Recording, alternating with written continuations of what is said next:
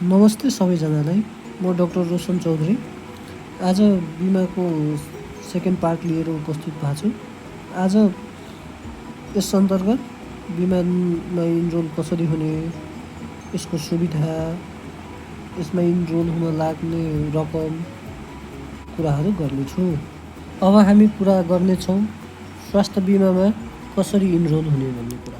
स्वास्थ्य बिमामा कसरी इनरोल हुने होइन, त्योभन्दा पहिला हामीले के कुरा बुझ्नुपर्छ भने बिमामा परिवार अथवा एकाइ भनेको के हो। यसमा परिवार 5 जनालाई समेटेको छ होइन।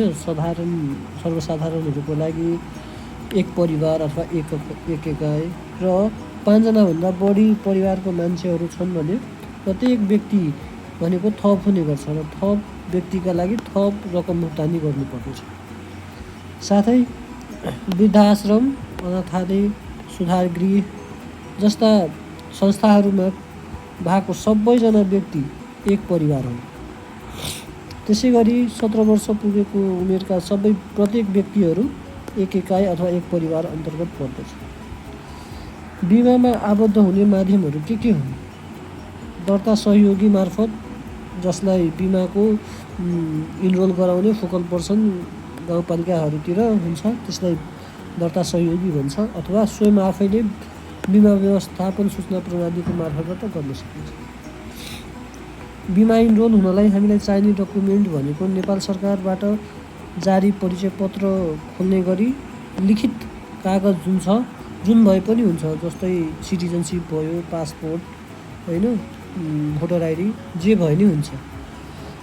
अब हामीले इनरोल गर्नलाई हामीले कति रकमहरू तिर्नुपर्छ बिमामा आबद्ध हुनलाई? 5 जनाको परिवार छ भने प्रत्येक परिवार परियार 3500 रुपियाँ र थप प्रति व्यक्तिलाई 700 रुपियाँको दरले हामीले भुक्तानी गर्नुपर्छ, योगदान दिनुपर्छ। त्यस्तै सङ्गठित वा राष्ट्र सेवकको हकहरूको लागि कर्मचारीमा 1%, कर्मचारीले 1% र सरकारले 1% गरेर जम्मा 2% गरी रकम भुक्तानी गर्ने गर्छ। त्यस्तै गरी 70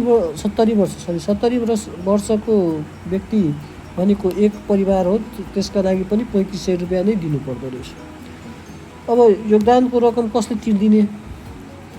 सर्वसाधारणले चाहिँ आफै तिर्नुपर्छ र सङ्गठित अथवा प्रतिष्ठानका कर्मचारीहरूको लागि कर्मचारी र संस्थाले मिलेर 2% गरेर तिर्दो रहेछ। र सरकारले तिर्ने कस्ता परिवारहरूलाई सरकारले तिर्ने गर्छ? 70 वर्षभन्दा माथिको व्यक्तिलाई 100% र विपन्न इन्डिभिजुअललाई 100%, यो विपन्नको सिफारिस चाहिँ गाउँपालिकाबाट गर्नुपर्दो रहेछ। त्यस्तै गरी अति अशक्त, HIV, लेप्रोसी र जटिल क्षयरोगहरूको बिरामीहरूको लागि पनि सरकारले 100% योगदान गर्दो रहेछ भने आमा सुरक्षामा काम गर्ने स्वयंसेवकको हकहरूमा 50% सरकारले तोकिँदो रहेछ। बिमा दर्ता गरिसकेपछि कति दिनपछि सुरु अथवा लागू हुनेछ? बिमा यथार्थ कि स्वास्थ्य बिमा दर्ता गरेपछि क्रियाशील कहिले हुन्छ?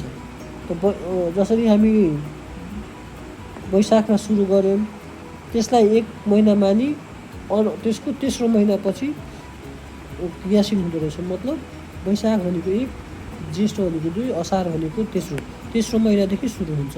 यसको नवीकरण अर्को वर्षको वैशाखमा गर्नुपर्छ। यो चाहिँ नयाँ हो, नयाँ सुविधाहरू यसलाई संशोधित गरेको। त्यसैले जुन महिनालाई सदस्यता लियो त्यसको 1 मानेर त्यसको 3 महिनापछि हामीले सुविधा पाउने के रहेछ? अब यसमा चाहिँ हामीले 1 लाख रुपियाँ बराबरको पैसा चाहिँ स्वास्थ्य संस्थालाई दिने गर्छ नेपाल सरकारले। यो चाहिँ हामीले आफ्नो खल्तीमा पाउने होइन।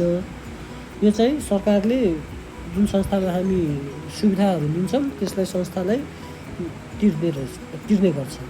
5 जना व्यक्तिको लागि 1 लाख रुपियाँ प्रत्येक परिवार प्रत्येक इयरमा, र थप पाँचजनाभन्दा माथि एकजना प्रत्येक एकजनामा 20,000 रुपियाँ म्याक्सिमम् गरी 2 लाखसम्म सरकारले बिहोर्छ। त्यस्तै गरी 70 वर्षभन्दा माथिको व्यक्तिलाई 1 लाख रुपियाँ पर पर्सन पर इयर दिँदो रहेछ र केही जटिल रोगहरूमा 1 लाख रुपियाँ थप दिने व्यवस्था छ। तर हालै यसलाई संशोधन गरेर 2 भागमा विभाजन गरिएको छ। 1 लाखलाई ओपिडी बेसिसमा र इनपेसेन्ट बेसिसमा। ओपिडी बेसिसमा 25,000 रुपियाँ एउटा परिवारले खर्च गर्न सकिन्छ भने पर पर्सन 5,000 रुपियाँ। त्यस्तै गरी इनपेसेन्टमा जम्मा भएको अर्को जम्मा 75,000 जुन बाँकी छ त्यो चाहिँ खर्च गर्न मिल्छ। अब यो सुविधा हामीले कहाँबाट पायौँ? यो सुविधा चाहिँ आफूले तोकेको प्रथम बिन्दु अथवा रेफर गरेको संस्थाबाट पाइन्छ। हामीले सुविधा लिएको बापत केही रकम तिर्नुपर्छ कि पर्दैन भने जानिराख्नुपर्छ। अब प्राय चाहिँ सबै सेवा ठाउँहरूमा हामीले 20% चाहिँ को पेमेन्ट गर्नुपर्छ। सबै सेवा संस्था प्रदायक ठाउँमा जसमा ओपिडी इनपेसेन्ट होस् मेडिसिन होस् सबै कुरामा 20% तिर्नुपर्छ। तर यी 3टा ठाउँमा हामीले को पेमेन्ट सिस्टम लागू गर्यौँ। त्यो चाहिँ एउटा इमर्जेन्सी आकस्मिक सेवाको बेलामा अर्को प्राइमेरी हेल्थ सेन्टरबाट सेवा लिएछौँ भने अथवा आधारभूत अस्पतालबाट सेवा लिएको खण्डमा हामीले को पेमेन्ट गर्नु पर्दैन। हामीले के सुविधा बिमा अन्तर्गत कभर हुन्छ?